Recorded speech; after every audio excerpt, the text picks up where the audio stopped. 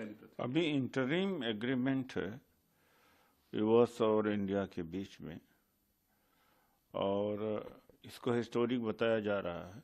मैं पहला ही इसका पार्ट पढ़ता हूँ। India will eliminate reduce tariff on all US industrial goods.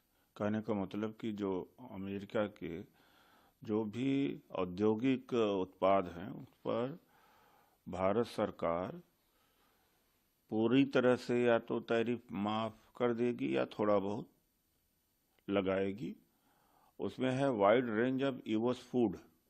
America से जो फूड है जिसका हमें सबसे ज़्यादा चिंता थी, है और रहेगी, फूड एंड एग्रीकल्चरल प्रोडक्ट्स। अब इसका क्या मतलब होता है? फिर डिस्टिलरीज की बात है, और ऐसे आइटम्स हैं जो बहुत इम्पॉर्टेंट आइटम नहीं हैं। अच्छा, सोयाबीन ऑयल है, वाइन है, दारू है, और प्रोसेस फ्रूट्स वगैरह है। तो यूएस का तो क्वालिटी है, जो रेट है, उससे तो हमारे इंडियन एग्रीकल्चरिस्ट या फार्मर्स compete नहीं कर पाएंगे।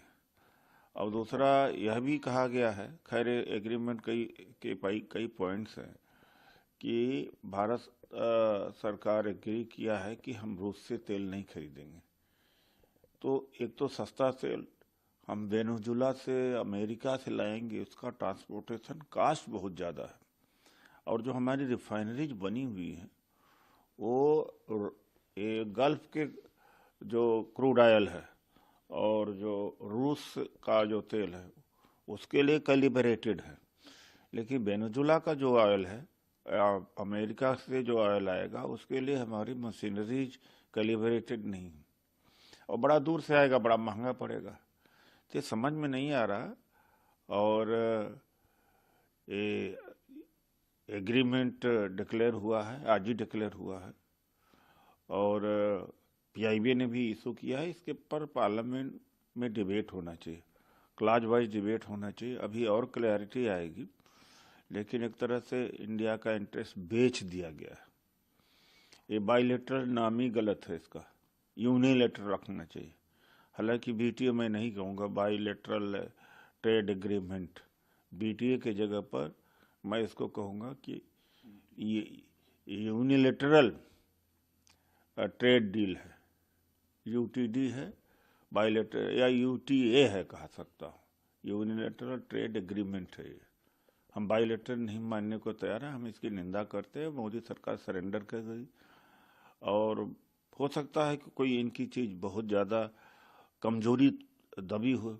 मोदी जी की कमजोरी जहाँ तहाँ चीन में, अमेरिका के पास है, उसके लिए देश को पनिशमेंट क्यों देना चाहिए? अगर कमजोरी है, भारी कमजोरी है, तो इस्तीफा दे दे, देश तो न भुगते। इन्होंने जो भी व्यक्तिगत तौर से किया है, जो भी कमजोरी है इनकी, तो देश को तो छोड़ दे। 75 वर्ष हो भी गया तो इस्तीफा दे देना चाहिए, किसी और को प्राइम मिनिस्टर बनने देना चाहिए। सर, किरण रिजिजू कह रहे हैं कि हर कोई अगर अगर हर मिलिट्री ऑपरेशन और लड़ाई वो डिस्कस की जाएगी